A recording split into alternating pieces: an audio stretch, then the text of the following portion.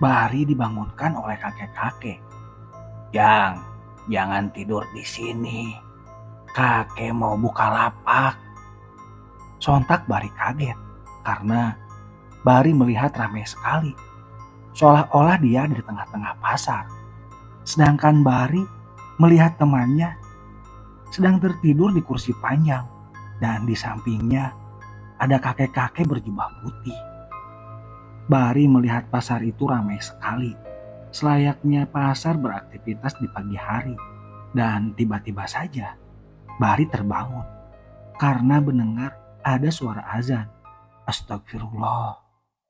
Assalamualaikum warahmatullahi wabarakatuh. Sahabat Gilang Malam, gimana kabarnya ya? Saya doakan sahabat Gilang Malam selalu sehat dan dilimpahkan rezekinya. Amin. Cerita kali ini adalah cerita nyata yang dikirim oleh teman saya yang bernama Bari. Bari ini menceritakan temannya lagi yang bernama Randy. Nah, si Randy ini adalah teman satu kantornya Bari ketika dia bekerja di salah satu perusahaan ya. Baik sahabat Gilang Malam, tidak usah menunggu lama lagi. Bagaimana cerita kelanjutan Randy? Are you ready? Sikat. Namaku Bari. Hampir 13 tahun aku bekerja di perusahaan itu. Aku bekerja di salah satu grup bioskop yang ternama di Indonesia. Jabatanku cukup lumayan, wajar saja 13 tahun aku berbakti di perusahaan itu, khususnya di bidang engineering. Pekerjaanku ini sebenarnya sangat mengasihkan. Tentu saja, hampir tiap hari aku trip dari mall ke mall. Yang namanya bioskop pasti ada di salah satu mall yang besar. Dalam satu tim beranggotakan 4 orang, termasuk aku. Dan alhamdulillahnya aku memiliki tim yang sangat solid. Di antaranya Agus, Hilman, dan Randy. Yang keempatnya jelas saja aku. Aku bisa dibilang ketua tim. Pengalaman misteri ini seringkali aku alami. Ya wajar saja, setiap pekerjaan kami dilakukan di tengah malam. Sesudah para pengunjung bubar. Aku dan timku memegang beberapa kota yang ada di Jawa Barat. Salah satunya Bandung, Sumedang, Garut, dan Tasikmalaya. Pengalaman horor yang pertama aku alami ketika aku berada di bioskop di salah satu kota Bandung. Malam itu aku masih ingat banget. Malam Selasa, timku dibagi dua. Agus dengan Hilman, sedangkan aku dengan Randy. Malam itu tim kami sedang melakukan maintenance. Aku bareng Randy, sedangkan Agus dengan Hilman. Aku mengecek sama Randy di bagian AC, sedangkan Hilman dan Agus mereka mengecek kelistrikan. Singkat cerita, ketika aku sedang fokus membenarkan AC, tiba-tiba aku melihat sosok perempuan yang masuk ke dalam bioskop. Otak saja, aku heran, ini jam berapa? Aku melihat jam di tanganku, sekitaran jam 1.30. Jam setengah 2 pagi. Masa iya masih ada orang di dalam? Ujarku dalam hati. Akan tetapi awal-awal aku cuekin saja. Karena aku berpikiran ini hanya halusinasi saja. Mungkin karena aku kecapean. Dan kenapa aku punya pemikiran seperti itu? Kalau memang itu manusia, jelas saja Randy pasti melihatnya juga. Ujarku dalam hati seolah-olah mengobati diriku sendiri. Ren, tadi kamu lihat nggak? Kayak ada orang masuk ke dalam bioskop. Tanyaku memancing. Wah, masa sih pak? Kok saya nggak lihat? Jawab Randy. Oh gitu ya? Ya udah, lupain aja.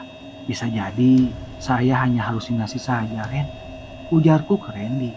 Iya pak, singkat cerita jam sudah menunjukkan jam 1.30 pagi. Akan tetapi ada 2 unit AC yang saya belum periksa dengan Randy.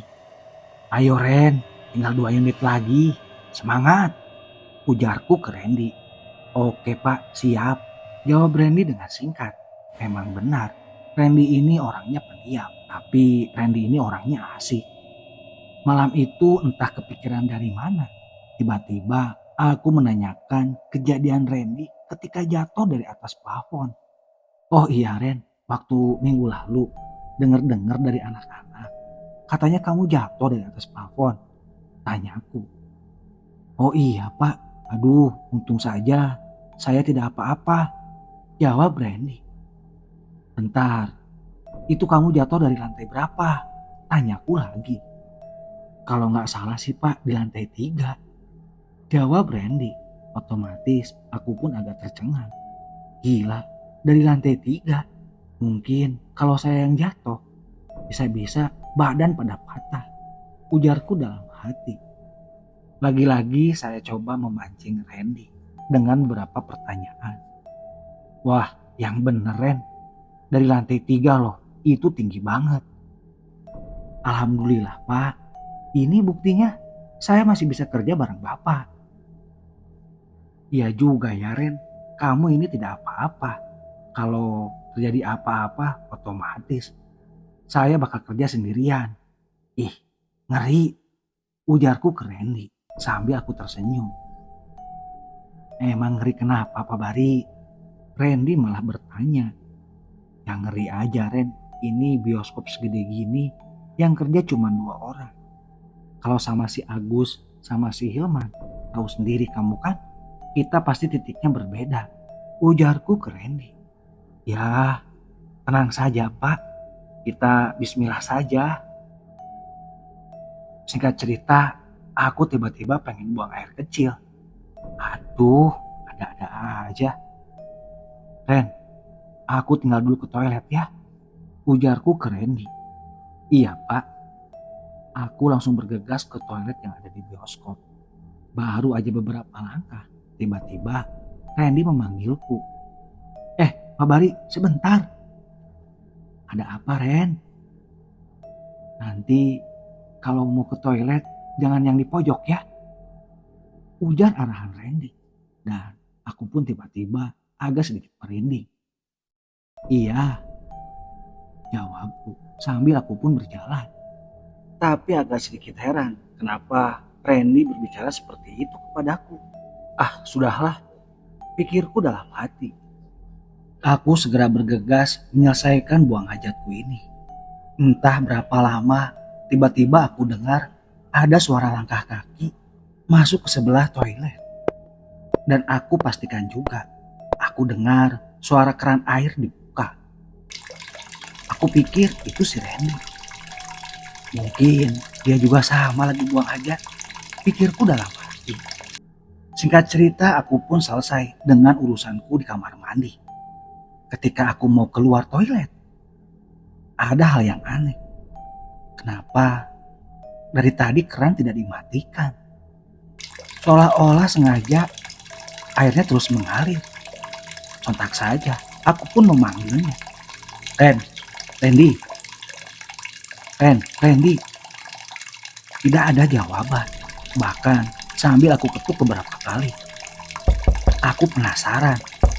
Gak apa-apa, aku buka saja. Oh, si Randy kan laki-laki. Sepertinya tak masalah kalau aku buka pintunya. Ketika aku buka, dan aku sontak terkaget. Tidak ada seorang pun, bahkan Randy pun tidak ada. Jadi posisinya, keran hanya terbuka dan tidak ada orang satupun di dalamnya. Langsung saja, aku langsung bergelik ngeri. Jadi dari tadi berarti tidak ada orang, ujarku dalam hati. Jujur, aku mulai panik. Dan aku pun masih sempat mematikan keran air yang dari tadi terbuka. Aku segera bergegas meninggalkan toilet. Tapi baru beberapa langkah saja, aku mendengar ada suara pintu terbuka. Sontak saja, aku langsung membalikkan badan. Dan ternyata ada sosok makhluk. Akan tetapi dia membelakangiku. Siapa dia? Aku terus memperhatikan sosok itu. Dan yang anehnya, seolah-olah dia berpakaian pegawai salah satu mall. Hei, siapa kamu? Tanyaku. Makhluk itu hanya diam saja. Dan beberapa detik kemudian, Dia berbalik badan. Sontak aku kaget ketika aku perhatikan. Ternyata mukanya rata. Sontak aku berteriak dan aku terjengkang ke belakang. Aku melihatnya seolah-olah dia menghampiriku. Aku langsung menutup mataku dengan tangan. Sambil aku berteriak-teriak dan mengucapkan istighfar.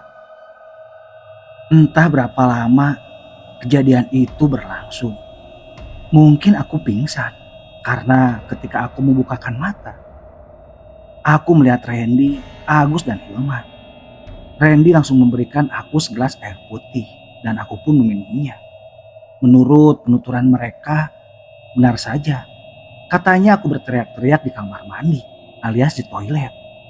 Sontak saja mereka mendatangi dan melihat aku sedang tertidur. Aneh juga, ujarku dalam hati. Inilah kejadian pertama kalinya aku melihat sosok astral di sekitaran bioskop. Bukan hal yang pertama. Kalau untuk mendengarkan suara-suara gaduh atau penampakan sekelebat-sekelebat saja. Tapi ini ekstrim sekali. Mereka menampakkan dirinya. Singkat cerita, entah berapa lama kejadian itu terjadi kepadaku. Bahkan aku pun sudah hampir lupa. Ketika di jam istirahat, aku ngopi bareng sama Randy. Kalau hal-hal seperti itu bagi saya sudah terbiasa sih Pak, ujar Randy. Maksudnya terbiasa gimana Ren? Tanyaku. Ya maksudnya Pak, seperti melihat makhluk-makhluk astral, bahkan merasakan hal-hal seperti itu. Ujar Randy. Oh gitu Ren, berarti rumor kata teman-teman kita bahwa kamu bisa melihat hal-hal seperti itu. Tanyaku. Dan satu lagi Ren, apa benar katanya ketika kamu jatuh itu Hilman ngeliat, bahkan ada beberapa teman yang lainnya, kamu seolah-olah disangka kakek tua berjubah putih. Apa benar itu Ren? Tanyaku menyelidik ke Randy. Aku lihat Randy menghela napas panjang. Lahu alam Pak, tapi kalau kakek tua berjubah putih itu aku mengakuinya Pak. Katanya sih itu adalah sosok penjaga saya yang diberikan dari keturunan saya Pak, alias penjaga dari leluhur. Jawab Randy. Aku manggut-manggut saja menuturkan penjelasan dari Randy. Percaya tidak percaya, memang banyak saksi. Ketika kejadian Randy jatuh dari plafon atas alias sekitaran di lantai 3. Tapi ketika terjatuh, memang tidak terjadi apa-apa. Bahkan tidak ada lecet sedikit pun. Mungkin Pak Bari sekarang udah tahu ya alasan saya kenapa tidak mau tidur di bioskop. Itu terlalu luas Pak pandangan saya, ujar Randy. Oh pantas saja kamu sering tidurnya di operator. Padahal kalau saya pikir di situ kan sempit Ren. Berarti itu ya alasannya, ujarku ke Randy. Randy pun mengangguk saja, mengisyaratkan mengiyakan pertanyaanku. Sebelum obrolan ini diakhiri, aku mengingatkan Randy kalau minggu depan kita berkunjung ke kota Tasikmalaya. Ya, ke salah satu mall terbesar di sana untuk maintenance di bioskopnya. Oh iya Pak, nanti yang ke sana siapa saja? Tanya Randy. Saya, kamu, si Brew sama si Agus. Ya kita tetap saja berempat Ren, ujarku ke Randy. Kejadian-kejadian di luar nalar sering sebenarnya aku alami, tapi jujur saja, mungkin hanya sekelabatan atau merasakan aura-aura yang tidak enak. Akan tetapi kejadian minggu lalu, benar-benar kejadian yang sangat ekstrim. Aku langsung melihat sosok muka rata yang benar-benar jaraknya dekat sekali. Tapi aku menepisnya. Ini disclaimer ya teman-teman, bisa saja waktu itu saya kecapean atau bisa jadi hanya halusinasi saja. Singkat cerita, hari itu pun tiba. Ya kami dari Bandung berempat pergi menuju kota Tasikmalaya. Tepatnya di salah satu mall yang terbesar di sana.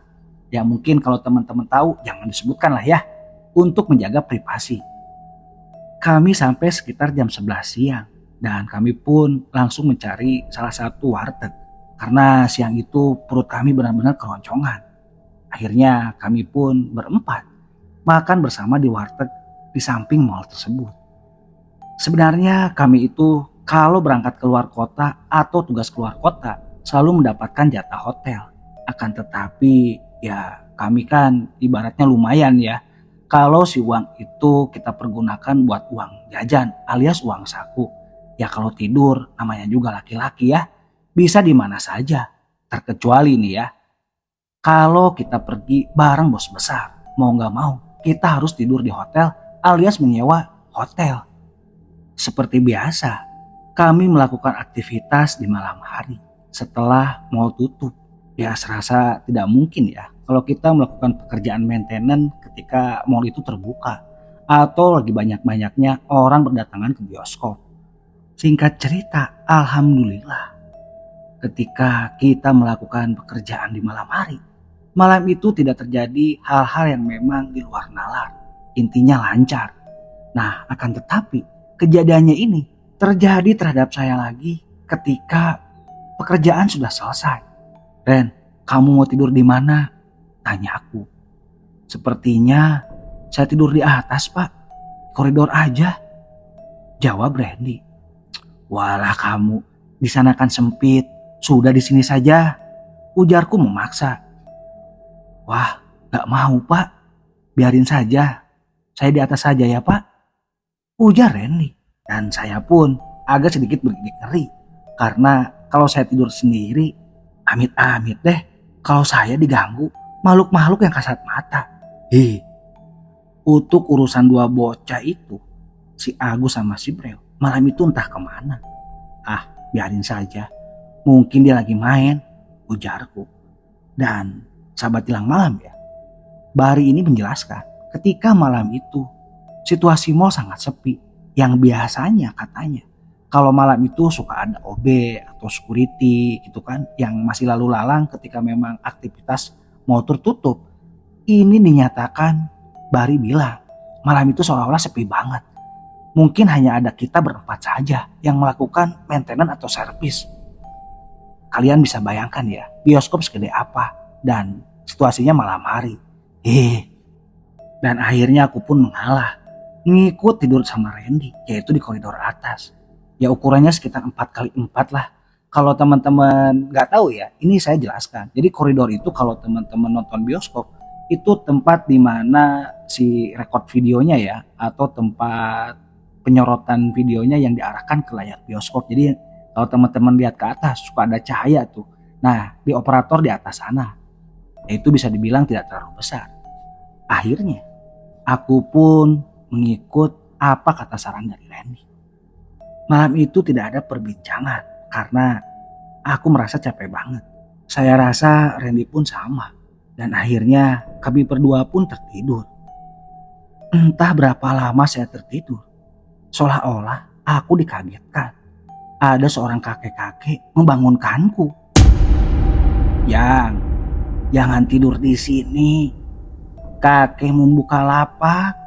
Sontak aku pun terkaget dan aku pun terbangun.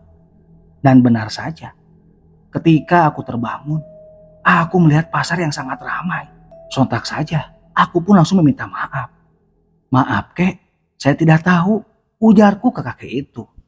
Iya gak apa-apa Jang, tenang naon. Cuman kalau Ujang tidur di sana, menghalangi jalan. Jalan tetap akan buat kami berdagang. Ujar kakek itu. Aku masih bingung. Apakah ini di alam nyata atau di alam gaib? Dan aku pun agak sedikit heran. Karena aku melihat Randy tertidur di kursi panjang. Dan di sampingnya aku melihat sosok kakek berjubah putih. Astagfirullahaladzim. Aku terbangun karena aku mendengar suara alarm yang dipasang di handphoneku. Aku melihat jam menunjukkan jam 4.30. Ya, waktunya sholat subuh. Aku sedikit heran. Ini masih di koridor bioskop. Sementara tadi aku merasa ada di pasar. Aku masih melihat Randy tidur di salah satu bangku yang ada di pojokan koridor.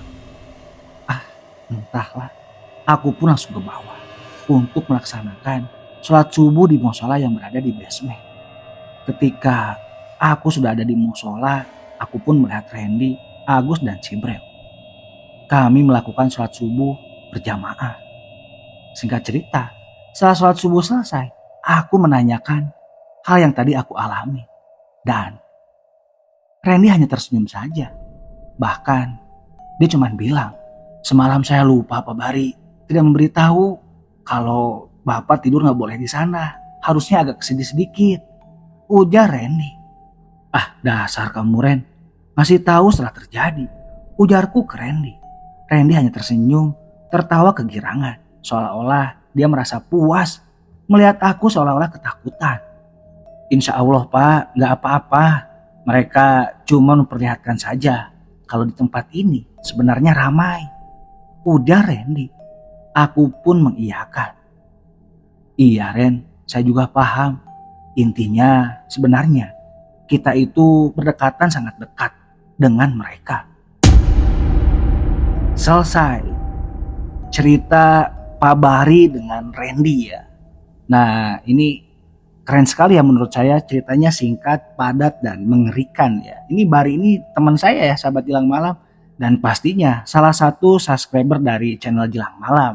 Insya Allah katanya dia sering ngikutin cerita-cerita dari channel Jelang Malam. Nah kemarin dia bercerita tentang pengalaman pada saat dia kerja di salah satu bioskop terbesar di Indonesia. Sekarang udah resign katanya, udah lama ya. Nah jadi untuk Bro Bari thank you ya.